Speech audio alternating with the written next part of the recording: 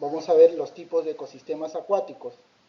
Los ecosistemas acuáticos se dividen en marinos, los pertenecientes al océano y sus costas, y de agua dulce. Aquí hablamos de ríos, lagos, lagunas y arroyos. Podemos mencionar que de acuerdo con las características físicas y químicas de cada medio, estos ecosistemas presentan una fauna y una flora distinta, adaptadas a las particularidades del agua y a la presencia o ausencia de luz solar. Además, estos tipos de ecosistemas también pueden clasificarse según si el agua está en movimiento o si está quieta o con poco movimiento, que en este caso las que tienen movimiento se denominan lóticas y las que de poco movimiento se denominan lénticas.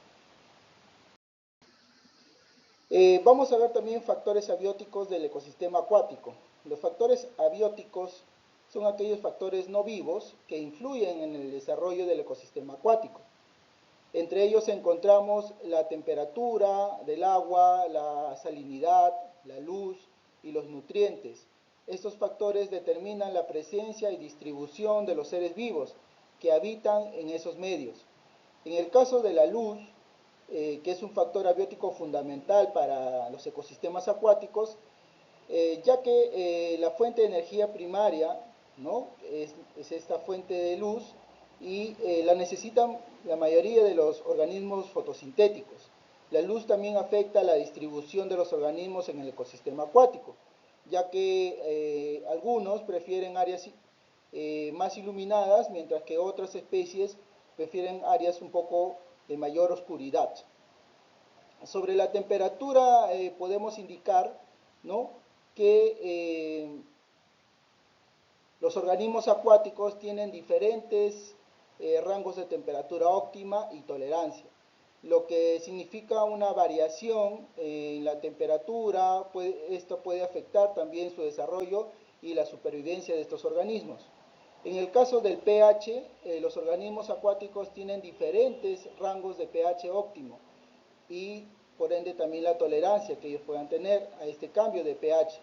El cambio del pH puede afectar su comportamiento y el desarrollo de los organismos. Por ejemplo, cuando hay un pH bajo, este puede ser tóxico para algunos organismos, mientras que un pH alto puede hacer que ciertas sustancias químicas sean menos solubles y por lo tanto menos disponibles a los organismos.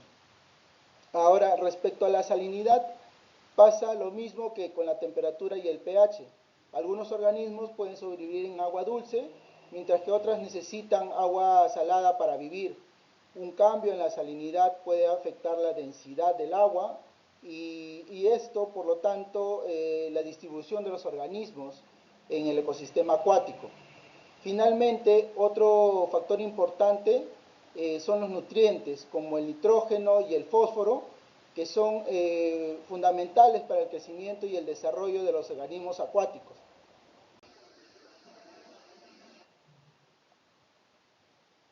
Los factores abióticos en el caso del lago Titicaca, que es justamente donde hemos delimitado nuestro trabajo, vamos a ver, por ejemplo, el tema del clima. El relieve y su altitud, en el caso del lago Titicaca, son superiores a los 3.810 metros sobre el nivel del mar.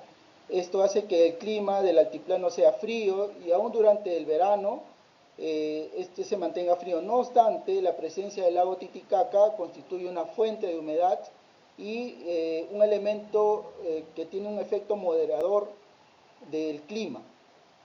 El lago Titicaca posee un clima frío y semiseco, con una temperatura promedio de 9 grados centígrados, con una mínima de 3 grados centígrados y una máxima de 19 grados centígrados, siendo los meses de temperaturas más bajas los de junio y los de julio. El lago Titicaca y sus afluentes contienen aguas de salinidad discreta, más o menos 1000 miligramos por cada litro de agua, y un pH de 8.6, que es un poco más alcalino. Respecto a la humedad, tiene una humedad relativa que varía en el rango de 50 a 65%, pero la humedad relativa promedio es del 60%. Respecto a los factores bióticos del ecosistema acuático, puedo mencionar que es uno de los más complejos y diversos del planeta.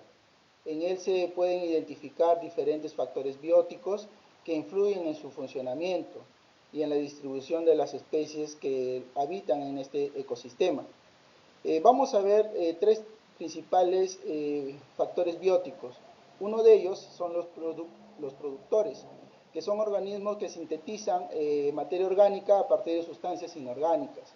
En el ecosistema acuático, los productores más comunes son las algas y las plantas acuáticas, que son la base de la pirámide trófica, y bueno, sin ellos los demás organismos no tendrían el alimento suficiente y el ecosistema va a entrar en desequilibrio. Respecto a los consumidores, puedo mencionar que son aquellos organismos que se alimentan de otros seres vivos para poder obtener la energía y los nutrientes. En el ecosistema acuático podemos encontrar diferentes tipos de consumidores herbívoros, los carnívoros y también a los omnívoros. Finalmente, el otro factor importante son los descomponedores. Estos son organismos que se encargan de descomponer la materia orgánica muerta y reciclar los nutrientes en el ecosistema. En el ecosistema acuático, los descomponedores más comunes, los que más se caracterizan por estar presentes en este tipo de ecosistemas son las bacterias y los hongos. Los factores bióticos del lago Titicaca, vamos a ver la flora y la fauna. En el caso de la flora puedo mencionar que la totora ocupa casi el 70% de la superficie, alberga gran número de especies de avifauna. La totora les proporciona a estas aves alimento, refugio contra la depredación y el clima. A su vez también es el hábitat para su nidificación. También se destacan los yachales, que son asociaciones de plantas acuáticas de los géneros Elodea, Myriophyllum y Potamogeton. Se usan como forraje para el ganado, ¿no? Esa es la utilidad que se les da. Se tienen también 21 especies de plantas acuáticas y semiacuáticas, sin considerar la flora algal, y cerca de 150 especies de la zona de amortiguamiento. Ahora, en la zona ribereña, que es la tierra firme, existe también una gran variedad de flora nativa que utilizan los lugareños para la alimentación del ganado y otras especies que se utilizan para la medicina tradicional. Entre otros componentes de la flora también podemos mencionar a las algas microscópicas, como el fitoplancton, importantes como estructura de la red trófica del lago, y las macroalgas, que son las algas filamentosas, y la puruma, que son las algas carofíceas. Ahora, también podemos mencionar el tema de la fauna, ¿sí? En el estudio de la Reserva Nacional del Titicaca y alrededores se identificó la existencia de 116 especies, de las 15 que son mamíferos, 87 eran aves, 9 anfibios y 4 reptiles. Existen también especies endémicas, entre las cuales se destaca la Centropelma micropterum, que es el ave zambullidor del Titicaca. Mencionar que hay también 13 especies de vertebrados ligados a la reserva y alrededores que se encuentran protegidas por la actual categorización oficial de las especies de fauna silvestre amenazadas y que están en peligro. Tenemos allí, por ejemplo, el flamenco andino, el flamenco de James, que son especies en vía de extinción. Mencionar, por ejemplo, también el flamenco chileno, el zambullidor del Titicaca, el pato chancho, la bandurria común, la gaviota andina, que son especies que están en situación vulnerable.